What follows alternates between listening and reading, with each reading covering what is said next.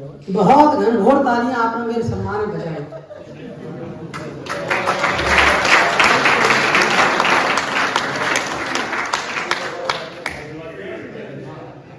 इतनी घनघोर तालियों के लिए मेरी 7 पुश्तें आपकी आभारी रही।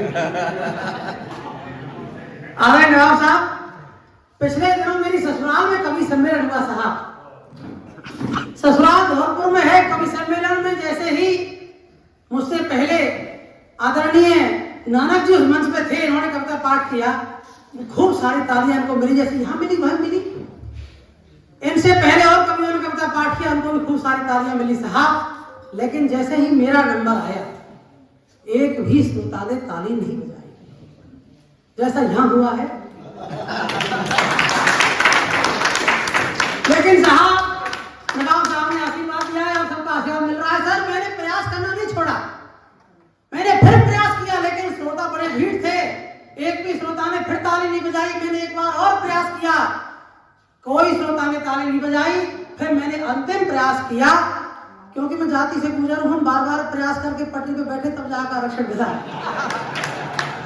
तो मैंने अंतिम प्रयास किया सर, और लास्ट में भाई साहब बैठे, ऐसे मेरे ससुर जी लास्ट में बैठे थे, उन्होंने फटाक फटाक से ताली बजाई। मेरा दिल द्रवित हो गया। मैंने कहा धन्य हो गया ससुर जी, आप जैसा ससुर पाकर, जिसे कविताओं की इतनी समझ है, साहित्य का ऐसा पारखी मेरा ससुर है। सर, आप मंच की तरफ आइए, मैं आपका सम्मान करना चाहता हूँ। जो माला आपकी बेटी ने 5 साल पहले पहनाई थी, वो वापस आपको पहनाना चाहता हूँ। तो आपका आएगा सर। ससुर जी मंच की तरफ आए, हौले से मुस्कुराए, मुझसे बोले बेटा जमाई तू कविता पढ़, मैं तो तंबाकू पीट रहा था। कोई पता नहीं सर कौन कब कैसी ताली बजा जाए, हो सकता है तंबाकू पीट रहे हो, मैंने की समझ में ताली बज रही है। अच्छा सर, इसके बाद दूसरी घटना और घटी। मैं जैसे ही कवि सम्मेलन पूरा होने के बाद रात को ससुराल में पहुंचा, घर पहुंचते ही मुझे जोर से भूख लग रही थी। मैंने रात के 2:30 बजे दरवाजा खटखटाया, सासू माँ ने दरवाजा खोला, मुझसे बोले बेटा जमाई आ जाओ, सो जाओ। मैंने कहा नहीं सासू माँ, मुझे बड़े जोर की भूख लग रही है, पहले कुछ खाने को बना दीजिए, तब मुझे नींद आएगी। सासू माँ ने कहा सर कि अगर तुम्हें खाने को कुछ चाहिए तो कविता में मांगो, तुम्हें क्या खाना है, क्योंकि तुम कवि हो।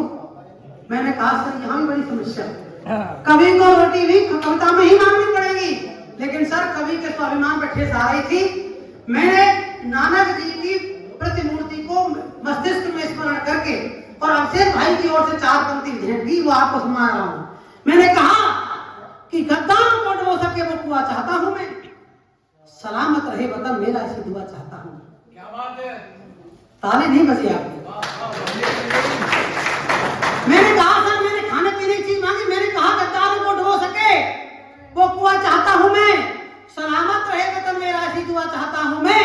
और अभिषेक भाई को जरूरत होगी धन दौलत रुपए पैसे की, फिलहाल तो भूखा हूं, 1 कटोरी खीर और 2 कुआं चाहता हूं मैं। ऐसे भी हो सकती है। अंजुमन सोसाइटी के द्वारा आयोजित इस गरिमामयी मंच को प्रणाम करता हूं, टॉप के सभी श्रोताओं को प्रणाम करता हूं। साहब, मैं पिछले दिनों धौलपुर में था, मैंने कहा मैं धौलपुर को प्रणाम करता हूं। उससे पहले मैं देवास में था, मैंने कहा मैं देवास को प्रणाम करता हूं। उससे पहले मैनपुरी में था, मैंने कहा मैनपुरी को प्रणाम करता हूं।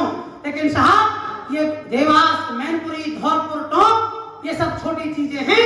ये मेरे सामने बैठा है, हिंदुस्तान बैठा है, मैं हिंदुस्तान को प्रणाम करता हूं। मुझे कोई फर्क नहीं पड़ता आप कितनी संख्या में हैं, संख्या मायने नहीं रखती। मायने ये रखता है कि मैं खानदानी अमीरिया के द्वारा आयोजित सम्मानित मंच पर खड़ा हुआ हूं, तो मुझे उम्मीद ही नहीं, बल्कि पूरा विश्वास है कि आपकी तालियों का भरपूर आशीर्वाद मुझे मिलेगा। मैं कुछ देर शहीदों के सम्मान में अपनी कविताएं पढ़ना चाहता हूं, लेकिन मैं उससे पहले चाहता हूं कि आप मुझे मैं रक्त बन बह रहा है वीर के जो, मातृभूमि अन्न और नीर को प्रणाम है, जन्म देने वाली सिंगनी सीमा की कोख और उसके दोनों आंचलों के चीर को प्रणाम है। जन्म देने वाली सिंगनी सीमा की कोख और उसके दोनों आंचलों के चीर को प्रणाम है।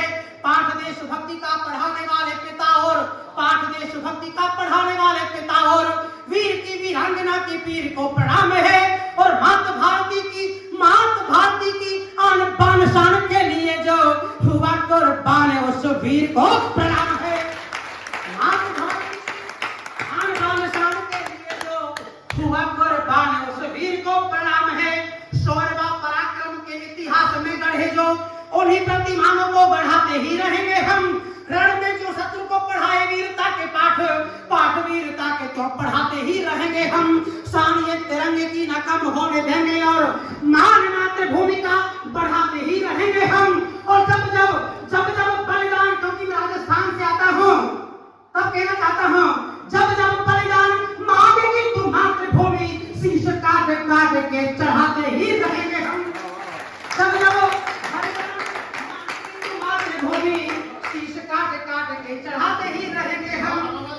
सर जाइए मत सर हाँ, जिनको जाना है एक बात ले जाए भैया। शीश काट काट के चढ़ाते ही रहेंगे हम। शीश काट काट के चढ़ाने का जो सिलसिला है, राम की कसम कभी रुकने न पाएगा। मात कालिका के खूनी खप्पर में शत्रुओं का खून जो चढ़ेगा कभी सूखने न पाएगा। शीश काट काट के चढ़ाने का जो सिलसिला है, राम की कसम कभी रुकने न पाएगा। मात कालिका के खूनी खप्पर में शत्रुओं का खून जो चढ़ेगा कभी सूखने न पाएगा। खाते हैं सौगंध पर नधाए मां का दीपदान, खाते हैं सौगंध पर नधाए मां का दीपदान, वाला बलिदान कभी चुकने न पाएगा। और कसम, इस पंक्ति में मुझे मेरे हिस्से की तालियां दे दीजिएगा। कसम भगत सिंह के फांसी वाले फंदे की है, प्यारा ये तिरंगा कभी झुकने न पाएगा।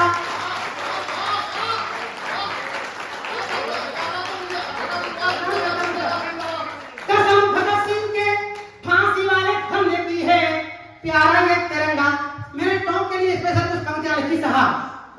इन पंक्तियों को, मैंने 4 पंक्तियों में बहुत महीने से पढ़ रहा हूँ, लेकिन 4 पंक्ति उसमें और बढ़ाई, उनको पढ़ना चाहता हूँ आपके बीच में। ना तो हिंदू मुसलमान में दंगा रहे, ना तो हिंदू